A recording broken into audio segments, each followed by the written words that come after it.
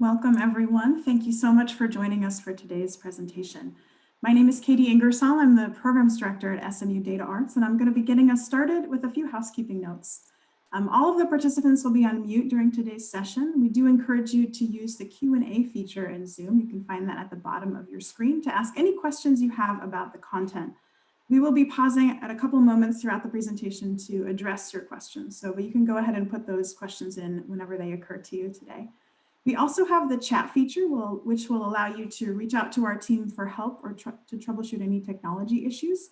Also, we will be using the chat feature for you to give us some feedback to the session's contents today. So keep an eye out for that, where you can use the chat. We do have closed captioning available for today's webinar. If you would like to activate that closed captioning feature, simply click the CC icon at the bottom of your screen. You will then be prompted to view closed captions via subtitles or by live transcripts. And to preempt the most common question we get, yes, we are recording today's webinar. We'll send you a link to that recording after the presentation. We'll also be sending the slides. So if you want to share the presentation with any colleagues who were unable to join us, you can definitely do that. With that, we'll go ahead and get started. So we at SMU DataArts are so very grateful to the many partners we have in the greater Los Angeles area who support our work in the area. And the Los Angeles County Department of Arts and Culture has been a tremendous thought partner and supporter of this event and the workshops we have coming up in Los Angeles later this month. So the director of the LA County Department of Arts and Culture, Kristen Sakota, is here, and she's going to provide some context and help frame our conversation today. So welcome so much, Kristen, and thank you for your partnership. I'll turn it over to you. Thank you so much, Katie. Happy to be here. So hi, everyone. For those who don't know me, I am, as said, Kristen Sakota, Director of the LA County Department of Arts and Culture. I am an African-American woman wearing red today and with reddish brown locks and clear, very cool looking Warby Parker glasses. So welcome again to the state of the sector, LA Arts and Culture through the pandemic, for a data-driven look that promises to be illuminating, insightful, and practical if I know DataArts and the fine work that they do well. I want to share that today's event is the first in a series of financial health webinars that will be offered for grantees, and that we will be doing those in partnership with SMU DataArts. The subsequent financial health webinars will take place on Wednesdays through June 2nd, and I'm sure more information on that is available on the DataArts website or on our website as well. So as we know, data can inform policy, program, practice, and strategy. It can expose gaps and disparities, highlight opportunities and strengths, and allow us to dig deeper into insights, patterns, voices, and impacts in our field. At the LA County Department of Arts and Culture, our Research and Evaluation Division plays a critical role sharing and producing cultural data and research to build knowledge of, about, and within the arts sector.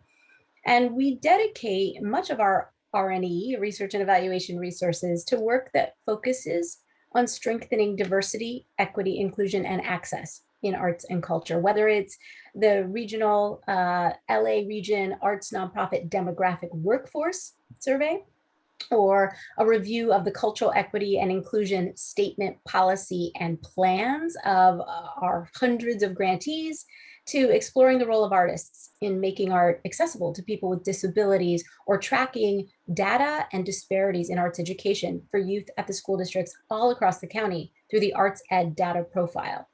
That work is a significant part of how we dedicate our time and funding around research and evaluation, and is only going to grow stronger as we continue as a department and build with the LA County anti-racism and diversity and inclusion work. And lots of that, by the way, you can find on our website, the things I just mentioned. I want to just highlight that our partnership with SMU DataArts is critical to this work and to the grant making and understanding the arts ecology in our area, as well as the work they do nationally. And so, of course, I thank them, and I thank Dr. Zannie Voss and her whole team and all of our partners and everybody watching today and all of our grantees. Without your participation in the data collection, events like today are not possible. I want to lift up just a couple of people along the way.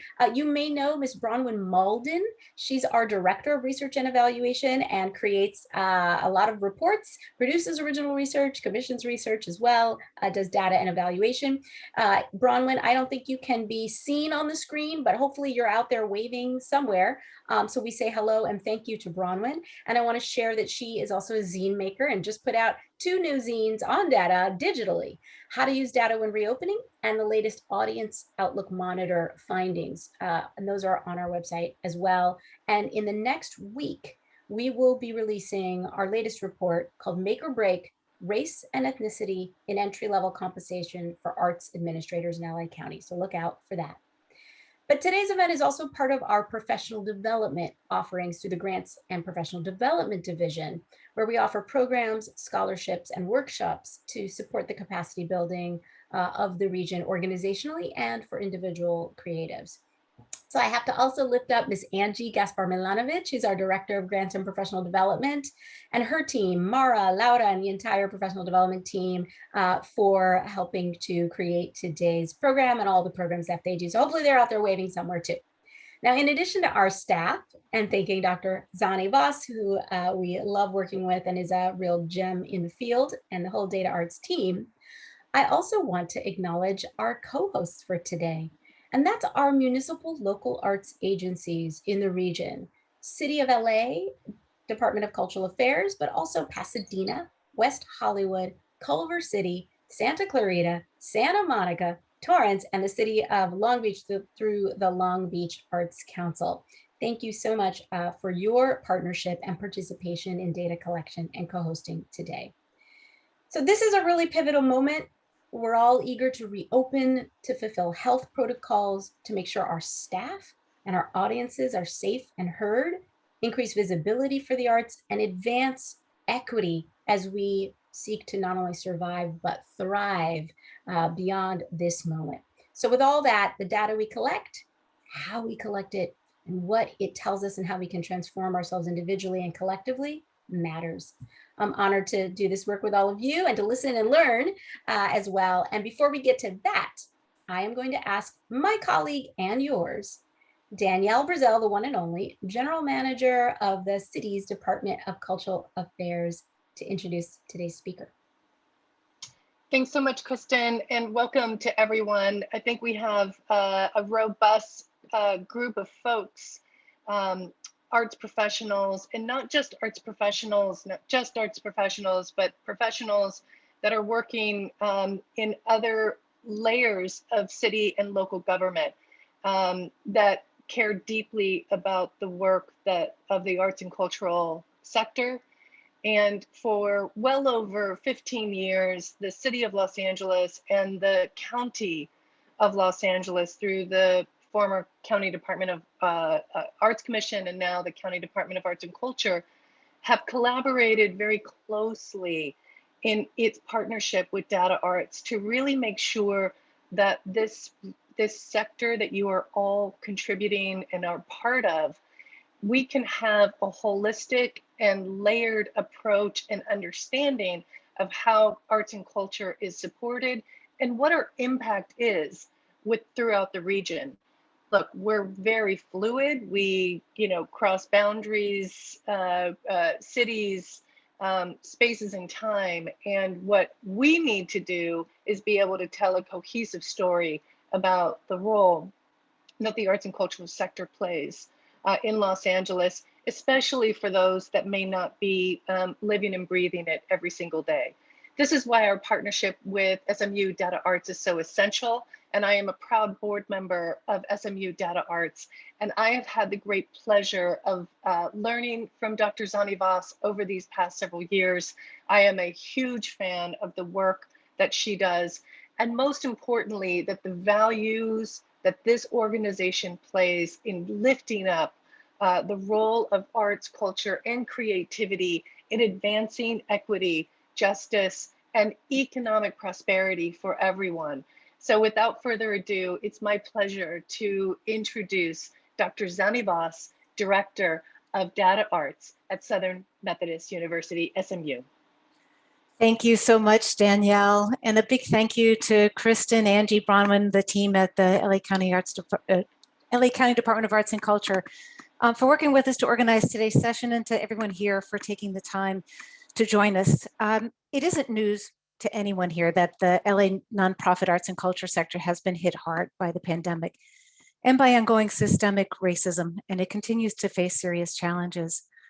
After the COVID started, after Americans for the Arts started surveying arts and cultural organizations, the survey revealed that since the pandemic surfaced in LA County, 72% of arts organizations say that they've experienced severe financial impact. 14% still say that they're not confident that their organization is going to survive the impacts of COVID-19. But there's hope on the horizon, right? You know, funders have stepped up to the task of providing substantial recovery funds. As of last week, the state now allows limited capacity live performances for areas with low COVID rates. And so I want to ask, there's a chat function. If you would, I'm going to ask for a quick chat storm. On the count of 3, let me know, has your organization opened its doors to the public? And if not, when do you plan to do so? 1, 2, 3. Really curious to hear where your thinking is, where your organizations are at this point in time. I'm going to share with you, as you're responding in, just some kind of top line feedback about what's going on, what's happening right now, and heading into the pandemic. What were some of the early findings? According to AFTRA, this is as of this week, 59% of organizations remain closed, and 99% of performing arts organizations across the country have canceled events. About 42% of organizations still say that they lack the financial resources needed to restart in-person programming. And of this group, 68% report that it's going to take 3 or more months to assemble those funds. 15% are not confident that they can do so at all. So let's look at impact, dig a little bit more deeply on finances. This is some data that's by one of our partners, TRG Arts, who's a wonderful arts marketing consulting firm who's been keeping tabs on COVID through their Culver City dashboard throughout the pandemic. Tickets sold fell 86% and box office income fell 89% from March 15th of 2020 relative to 2021. So the day the pandemic started until this year, the start of the shutdown till now. The greatest declines have been with older audience members. Income, purchases, and donations are still pretty modest, but they're on the rise from millennials and from Gen Xers. I want to point out that this is particularly salient because heading into the pandemic, the average organization in Los Angeles supported a higher level of expenses with earned revenue than did the average organization in New York, DC, San Francisco, or Chicago. The average in LA was 56% earned revenue versus under 50% for organizations in these other markets. So it just means that there's greater sensitivity to the loss of the ticket and admissions revenue, and I'm sure you feel that. BIPOC organizations are more likely to report that they currently lack the funds they need to return to in-person programming than do non-BIPOC organizations. So 55% of BIPOC versus 38%, according to AFTA. According to Colleen Dillenschneider, attendance is not projected to approach 2019 levels until at least 2022. And we know from our own research that small organizations are suffering the highest percentage losses in operating revenue. So if you look at losses relative to total revenue, they're losing most, but at the same time of the revenue losses, they're more nimble. And so they have greater expense savings. Some are more able to hibernate. They don't have as high of fixed costs. And that's a point we're going to return to in just a little bit. Again, impact on finances. More individual gifts, but lower amounts. Compared to 2019, the number of gifts, individual contributions, rose by 15% in 2020, but aggregate gift revenue has fallen by 13%. And 3 out of 4 organizations received more gifts in 2020 than they received in 2019. So again, thinking about data heading into the pandemic, Los Angeles organizations actually supported an average of 11% of expenses with individual contributions, those that were given in the same year for use the same year. And that includes gifts by trustees. This average of 11% was slightly lower than the national average of 13%. In 2020, the number of gifts given per month was higher than 2019 in every month until August. Then gift numbers also started falling in September, October, and November, but increased in December. And lastly, TRG shared that the big drop was in the biggest gifts. So most of the overall 13% drop in revenue from individual giving was actually due to a reduction of almost 43 million in mega gifts, in big gifts over $1 million. So these are some of the big picture of organizational stability. An organization's stability through the pandemic may be partially attributable to what its financial stability was, its starting place heading into the pandemic. There's an author at NYU Stern School of Business, Scott Galloway, whose new book he calls, in the pandemic, he calls it the Great Acceleration, that whatever trends you were experiencing pre-pandemic, good or bad, it's now 10 years ahead of schedule, a decade packed into months. By extension, this means that the pandemic has also magnified pre-existing financial and structural challenges experienced by nonprofit arts and cultural organizations. And so this brings us to not terribly sexy, but a critical aspect of financial stability, and that is working capital. Working capital, yes, the topic we all woke up today thinking about. Well, it is, among other things, a buffer against uncertainty. And so we're going to look at what it was heading into the crisis. And to get us into a mindset of thinking about working capital, I want to do another chat storm. And so I'm going to ask you on the count of 3, what's your answer to this question?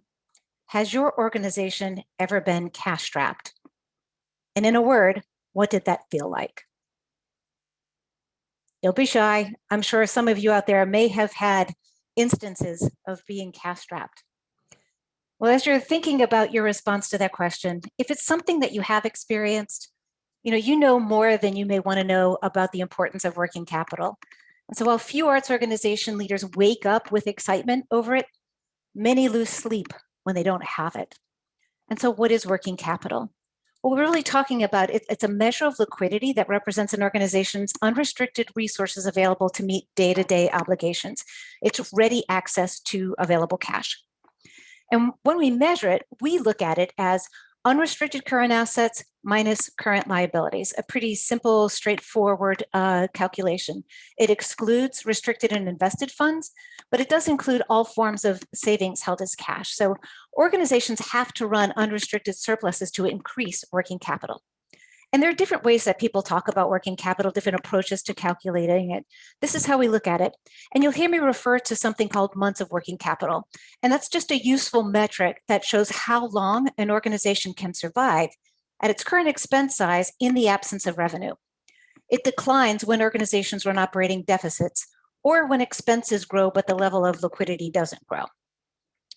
So what about working capital? Well, this is from a respondent in some recent research that we had done in conjunction with the Wallace Foundation. And one person said, liquidity like cash flow, it sounds simplistic, but it lets you dream big and really think ahead about strategic growth, which you can't do if you can't turn the lights on.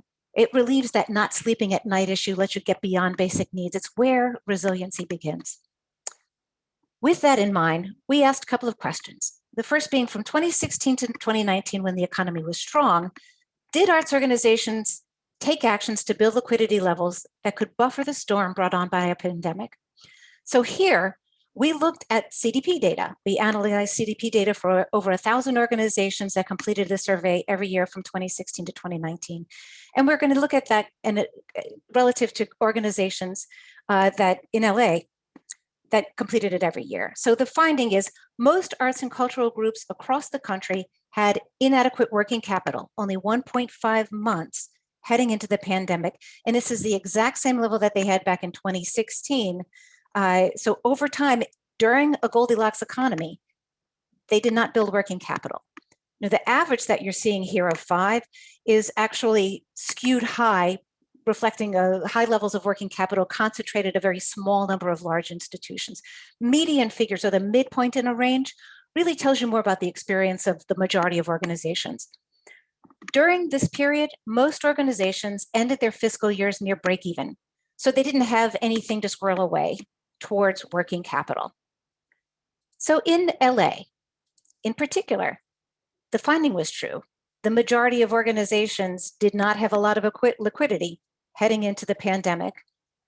Among them, median working capital was lower than the average. As you're seeing here, again, this was skewed high by a few organizations. Both were slightly higher than what you saw as the averages for the overall markets, but not by much. Because if we removed 3 outliers from this average figure, the average was actually only just over 0.1 month. So really just a week of working capital on average, so skewed low really by the average experience. This median here is really showing that the average organization couldn't go on for 2 months without revenue. Looking at trends, LA's liquidity has steadily improved in recent years at a greater rate than other markets. So this is a little bit of a bright spot. When we talked about Scott Galloway's book, looking at what are trends, this is a positive trend where we were seeing growth for LA. In LA, organizations ended their fiscal years similar to the population as a whole near the break-even point. They didn't have a lot to squirrel away. If we were to break this down further, we'd see that while working capital did rise for some organizations, 44% of organizations in LA actually had fewer months of working capital in 2019 than they did in 2016. Again, this is very, very aligned with the overall trends. Think about what was your own organization's trend. And I'm going to share with you some quotes from these interviews that we conducted with leaders of arts organizations of color for a research project with the Wallace Foundation. And you'll be able to find that report. It's called The Alchemy of High Performing Organizations, Part 2, a spotlight on organizations of color on our website. Interspersed into these comments and into these findings, their insights were particularly salient to the concepts and findings here related to working capital and BIPOC organizations. So the questions: how well prepared were arts organizations that primarily serve Black, Indigenous, and people of color communities through their mission-related work compared to peers that do not self-identify as primarily serving a community of color? And we analyzed the mean and median working capital trends for BIPOC and non-BIPOC organizations that completed a CDP. So thank you to all of you who complete your CDP data. You help us to share these insights. Without you, we couldn't do it. And what we've learned is that BIPOC serving organizations in LA were more liquid than their non-BIPOC peers and slightly more liquid than those in other markets. You can see here non-BIPOC organizations 1.4 months of working capital, BIPOC serving organizations in LA 2.2, slightly higher than what the overall averages were for the field as a whole. What we find also is if we look at the field as a whole, the gap increased with organizational size. So what we were finding is that small organizations, regardless of whether they serve BIPOC communities or not, tended to have about 3 months of working capital. But as organizations increased in size, there was more and more of a gap in terms of their liquidity levels. And here you are, perhaps you're an organization of color and you're thinking, well, that's not true for my organization. My organization is always struggling. We're frequently struggling. And how could this be true? We can dig a little bit deeper and start to figure out, well, if organizations of color have inequitable access to revenue and capital, as a lot of studies tell us, why are they more liquid? First, if you take an overall look, we know that small organizations across the board tend to be more liquid than larger ones. And so you see here from 2016 to 2019, small organizations of every ilk had more working capital. They generally, we heard this in comments throughout studies, small organizations oftentimes rely on sweat equity, volunteers, contracted workforces. They are oftentimes, they don't have equitable access to capital. They have flexible structures. They have to be self-reliant because they don't necessarily have the same kind of banking relationships. At the same time, they are nimble. So when revenue doesn't come in as expected, they are able to adjust resources As organizations grow, by contrast, they're more and more likely to incur additional fixed costs that are not readily offset by new revenue, resulting in deficits. Medium to large organizations often employ full-time staffs, may own or have responsibility for a facility. This makes them less nimble and more likely to spend rather than to save cash.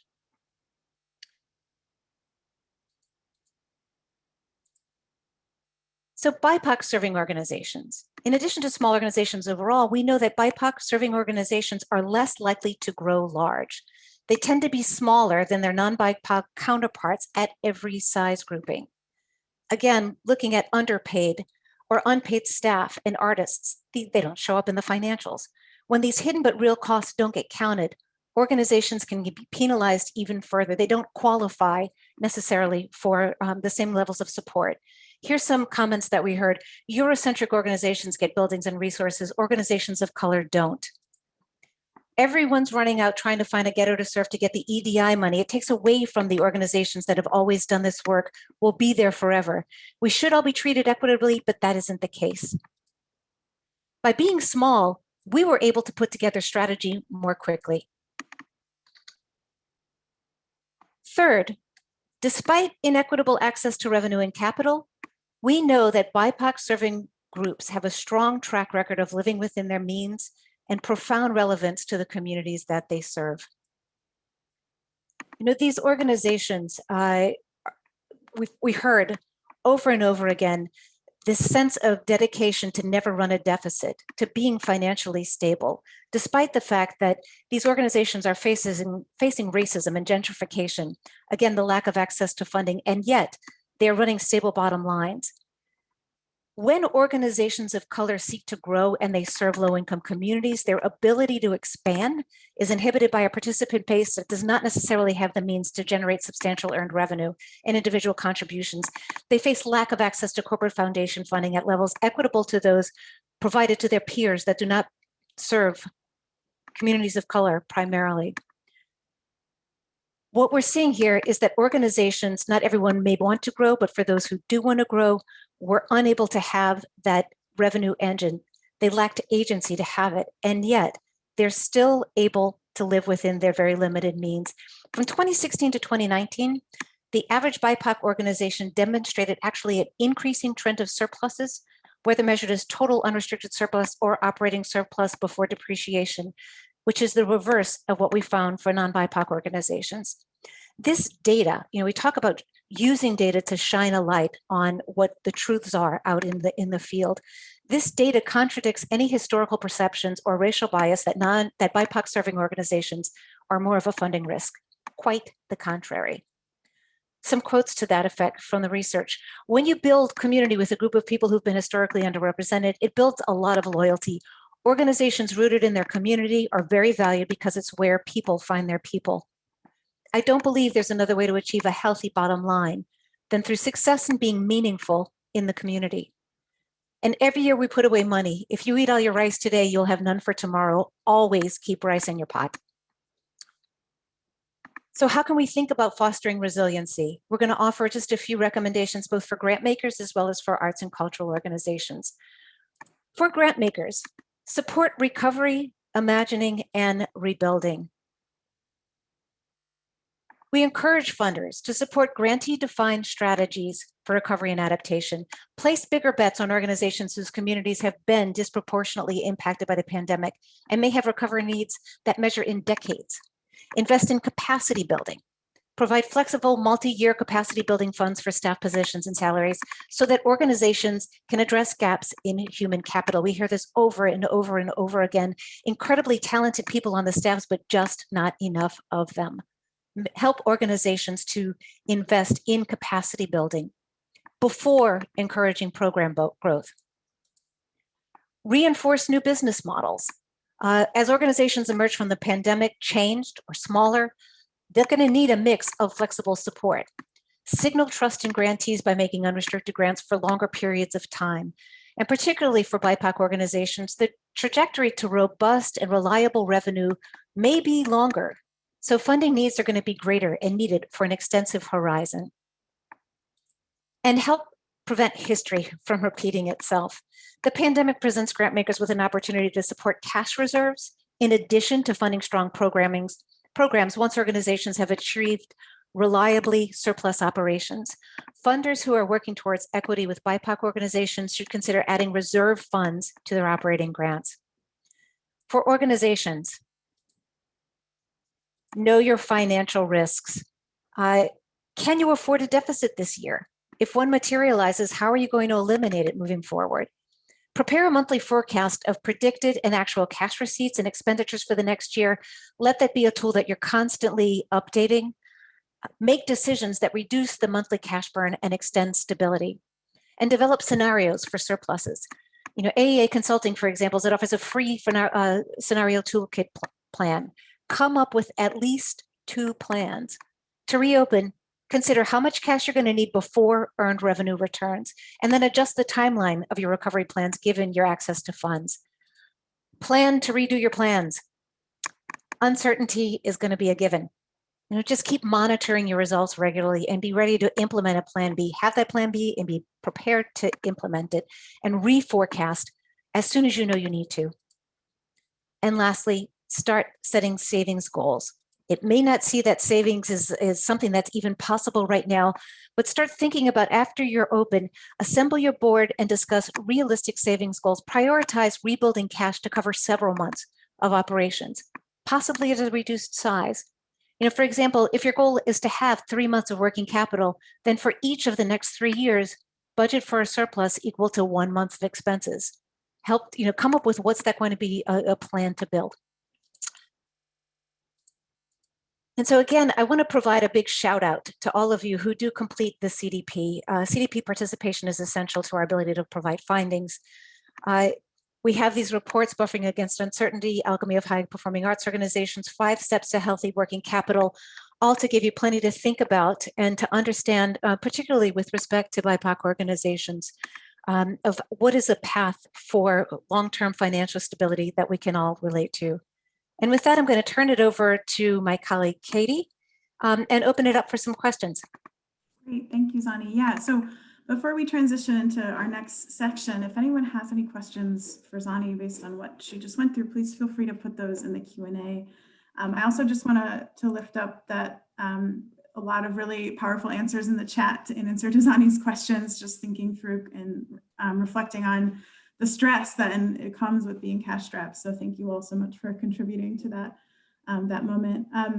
We did have one, maybe more of something for you to comment on, Zannie, which is just to think about. We had someone mention in the chat that they use a cash basis of accounting.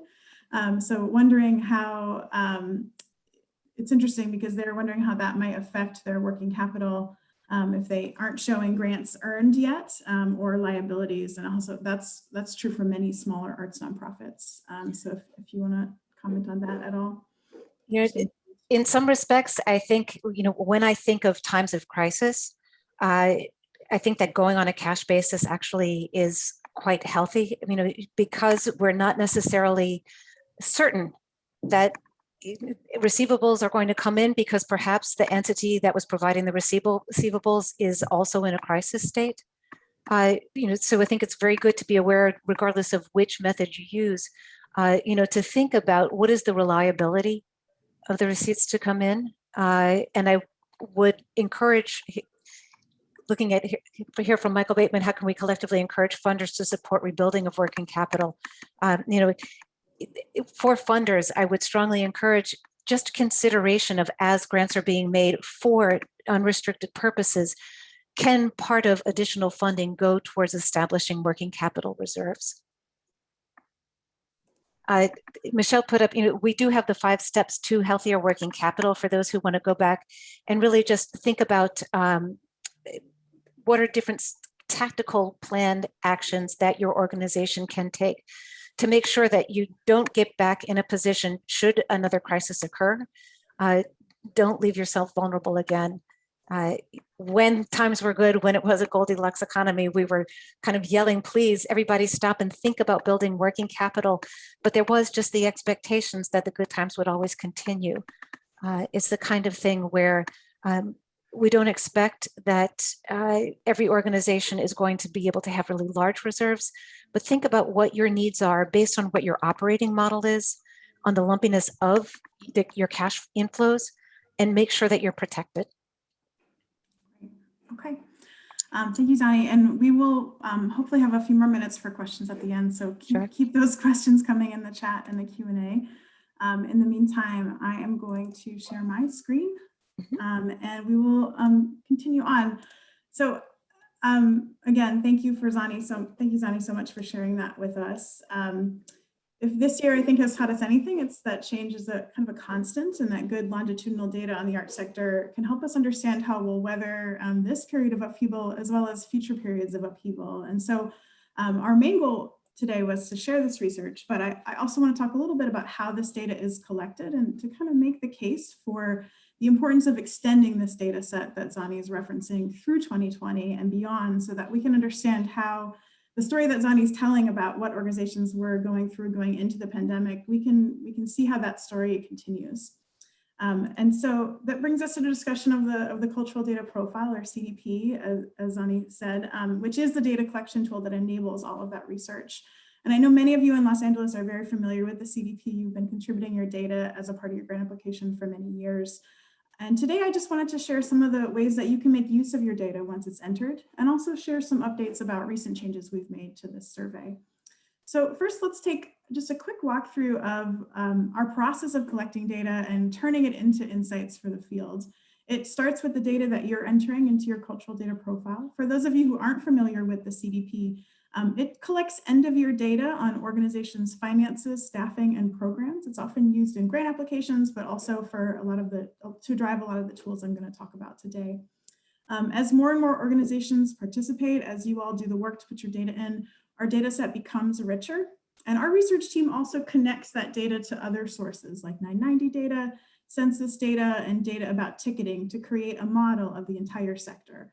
And all of this together enables the sector-wide research and tools that we provide. So Zannie just walked you through some of our research. Here's a few more examples. I want to specifically highlight the report you see in the bottom middle there, the intersection of funding, marketing, and diversity, equity, and inclusion. This is our newest report that came out just a couple of weeks ago. The paper examines if and how donor priorities, organizations, locations, subscriber base, and marketing actions, how those affect to what extent audiences represent the diversity of an organization's community. So in addition to that field-wide research that I just talked about, we also have resources available that help you utilize your own organization's data. These include our analytic reports, which you'll see on the screen here. Analytic reports calculate many of the same data points and metrics explored in our research, but just for your organization. We have 3 different categories of analytic reports: annual, trend, and comparison. The annual report provides a summary of your organization's financial activity, program activity, staffing data, and attendance. This annual report can be a really valuable communication tool, helping you provide staff, board members, external stakeholders with an overview of your organization. The trend reports analyze changes in your year-to-year data to help you understand how internal decisions and also changes in your surrounding environment, which there have been a lot of, have affected your finances and operations. And the comparison reports allow you to compare your organization against a group of peers that you create by selecting criteria. This type of benchmarking can be essential for understanding how you can grow or how you can increase your financial sustainability or to achieve any other goals your organization has set. Both of these types of reports, trend and comparison, are offered in 6 different formats that highlight different topics, including financial health, program activity, marketing, fundraising, working capital, and your workforce. I'm just going to give you a quick glimpse of a couple of these reports so you can get a sense of what they offer and how you might be able to use them. So this is our annual report. This report highlights trends over 3 years and includes a % change calculation to help you spot big shifts in your data. This report also offers visualizations of some of the key concepts within it. And for example, here we see the breakdown of your unrestricted revenue by source. We're looking at the first page, but on the subsequent pages, you also see programmatic data. So it combines some of those finances and program figures in the same report, making it a great overview for stakeholders. Here we're looking at the working capital trend report. This trend, again, is a deep dive into a specific topic. In this case, it is working capital and financial sustainability, so very topical to the data that Zannie just shared for the sector and for LA. The financial reports also include definitions and explanations of the concepts and metrics in the report. This can make them very useful in any situation, a staff or a board meeting, where you might have attendees with mixed levels of familiarity with some of these financial terms. So if you have a question about, if you're having a conversation about working capital with your board members, for example, these reports will gather some background information for folks who may not be as familiar with those terms. Here, we're looking at the fundraising comparison report. This report presents your organization's data next to an average and a median for a comparison group. You can control who is included in that comparison group. So you set your comparison criteria, including budget size, discipline, and geography. And again, this report specifically looks at fundraising. So here you'll see some key metrics about fundraising efficiency. So those are a couple examples of the analytic reports. I also want to share another resource called the KIPI Dashboard. The KIPI Dashboard, this stands for Key Intangible Performance Indicators. The dashboard provides benchmarking scores, so scores from 1 to 100, and it provides scores on 24 key performance indicators for your organization.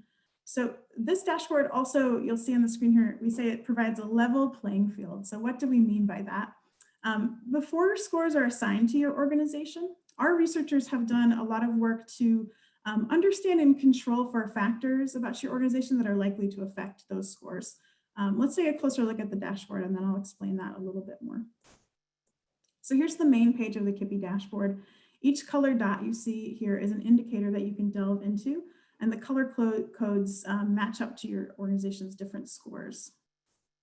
Here we'll dive in and look at a specific set of indicators about contributed revenue. And for each specific indicator, again, you'll see a score between 1 and 100. That's a percentile. So this is giving you an idea of how you compare to peers on this metric. Here we can see some metrics about fundraising, including return on fundraising, so things about efficiency, as well as also metrics that help us look at our performance for each of these different types of contributions. So looking at this dashboard with your board development committee, for example, might help you understand where are there areas of strength and where are there areas where you might focus to grow and improve. I did mention that the dashboard provides a level playing field, so I want to pause for a second and dig into that a little bit. Our research team has used our CDP data set, as well as all that other data I mentioned at the top for 990s, data from the census, and they've done a lot of research about how certain factors affect performance on these indicators. So this includes things like, how does your local funding environment affect these indicators that have to do with fundraising? They obviously play a big role. These range of factors might include your local funding environment, how old your organization is, which sector you're in, your organization's size, as well as demographic information about your community. And so because our researchers understand how these factors tend to affect performance on these scores, they control for these differences before they calculate your score from 1 to 100. So when you're looking at this dashboard, we've controlled for all of that. And so when you look at these scores, you can sort of be sure that we're really trying to measure that indescribable mojo that makes your organization work, as Zannie would say. So they really do help you understand kind of how all the intangibles about your organization add up into your performance. So I've showed you a range of different tools that we have available, and I just want to sort of sum up how you might think about using these tools at your organization and put them to use. So they can be a great communication tool with stakeholders. You can access formatted reports to share with supporters and donors without spending any additional time to create the reports. You've already done all the work to create these reports by entering your data into the CDP. They can be helpful to frame conversations. We recommend, for example, touring the KIPI dashboard with a group to facilitate a conversation about areas of strength to celebrate or areas for growth. The analytic reports in the KIPI dashboard can also be important planning tools. I know for many organizations, you might kind of be in two modes right now. You're switching back and forth between planning for the immediate future, what will reopening look like, what will public health guidelines allow you to do, this kind of very soon, decisions you have to make very soon. But hopefully you're also able to take a little bit of time to take stock of the last year and how your organization can move forward over the longer term, planning more for recovery and what your strategy will be like in the years ahead. Once you've entered your fiscal year 2020 data into the CDP, these reports are great tools to prompt that kind of longer term planning.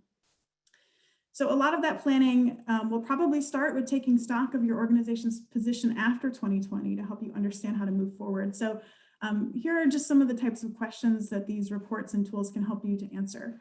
How has the crisis affected our long-term financial position? What does recovery look like for our organization? What revenue streams have carried us through the last year, and how does that compare to peers? How has our business model changed over the last year? If you've pivoted to online programming, you might be asking questions like, how has that affected the size of my audience and the balance between free and paid attendance for my organization? And just sort of thinking about this question of what should we preserve from this year and what should kind of go back to normal? These reports can help you kind of start to frame and set up that conversation with your stakeholders, we hope. Right, so the last year has shown us that it's really more important than ever to have solid information about your organization and the sector. We've seen some examples today of what data can tell us. We know at SMU DataArts that data is such an important tool for arts organizations, but we also know that organizations' resources are more constrained than ever. And these benefits that data bring us will have to be balanced with capacity at organizations to provide data. So I'm going to sort of wrap us up and move to questions, but I want to talk a little bit about some of the changes that we've made recently to help hopefully preserve organizational capacity as you work with the CDP. So in December, we made some changes to the cultural data profile to shorten every section and to reduce the amount of detail required. We call this project Survey Streamline. While every section was reduced in some way, the biggest reduction took place in the expenses section, which went from 37 lines down to about 17. That's just an example. You'll see that reductions in every section. To make these changes, what our research team did was they examined which data points were essential to the research and the resources that we just walked through and shared. And when we saw what was essential to all of that, that formed the basis of the Streamline profile. We tried to kind of clear away anything that wasn't really important to giving you those insights. For those of you who have historic data that you've entered into the CDP over previous years, we have transformed all of your existing data to match this new format, which means that you can still use it in all those trend reports and KIPIs that I just showed you to kind of analyze trends over time. So your year-to-year reporting should be pretty consistent still. In our evaluation surveys that we've sent out since this change happened, we found that people's assessment of their experience with the platform has improved by 10% after these changes. So we hope that will be true for you, and these changes will make a positive difference for you if you do fill out the CDP. You can find more information about this project as well as a copy of the new survey at this link if you'd like to take a look at it. So before we wrap up and take any last questions, I do want to put a plug in for some, Kristen mentioned these at the top, but we have some upcoming training sessions hosted by the LA County Department of Arts and Culture. We're very excited about them. And a lot of the questions that Zannie brought up about how do you plan for surplus, how do you plan and think about different metrics like working capital, we'll kind of dig into some of the specifics in some of these upcoming trainings. They are financial building block sessions that focus on the discrete pieces of financial knowledge you need in order to really collect and use data, financial data effectively. The first two are really intended for smaller organizations or really anyone with limited financial experience. They'll cover budgeting basics and then also how to create or update your chart of accounts. The final one will be an introduction to financial metrics and how to use them to assess your finances. We're going to be putting the links to register for these 3 sessions in the chat, and we really hope to see you all there. Great, so I'm going to take a look at the Q&A and see if we have any additional questions that we can answer. If you have any questions, please feel free to put those in the chat and we can answer them for you.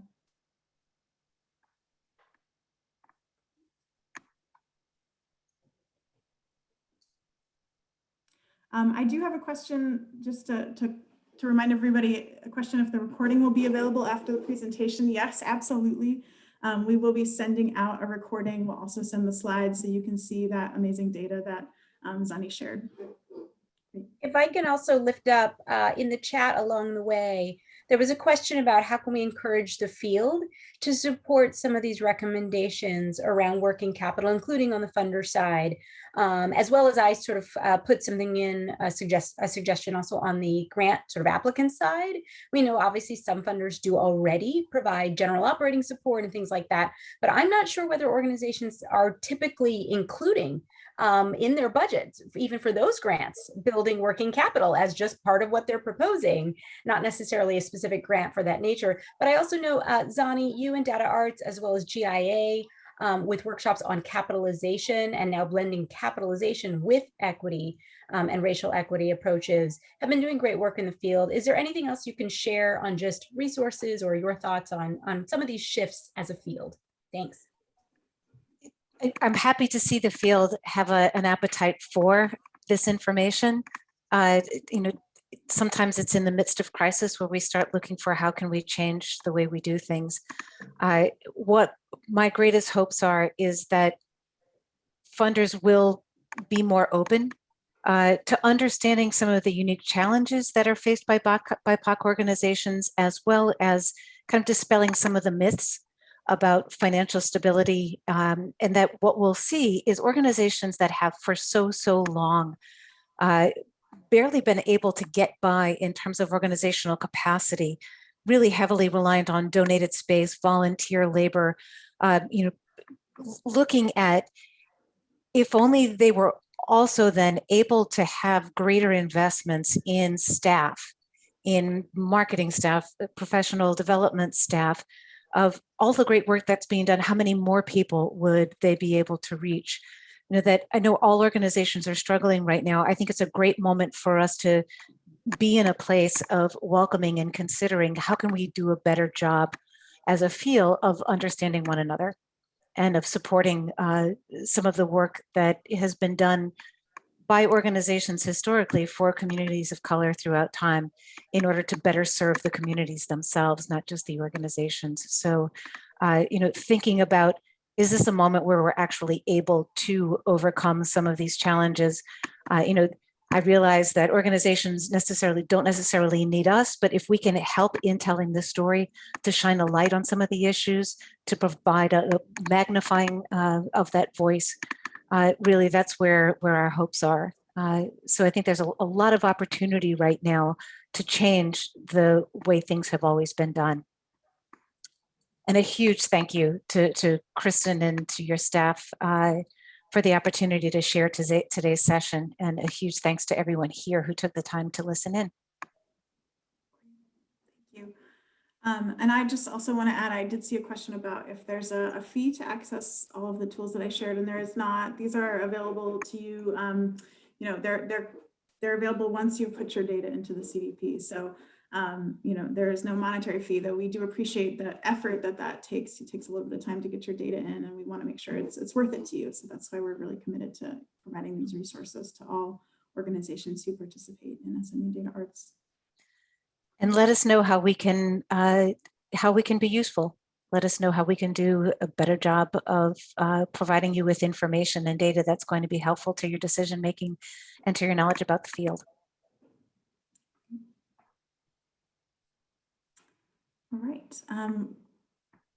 Great. And I think it's been a really great conversation in the chat too. So I really thank you all for participating in that way and being here with us in this space. We're happy to take any other questions that anyone has.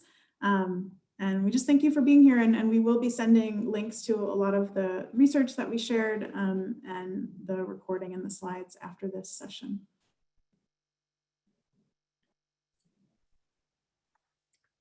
Thanks, everyone. Okay.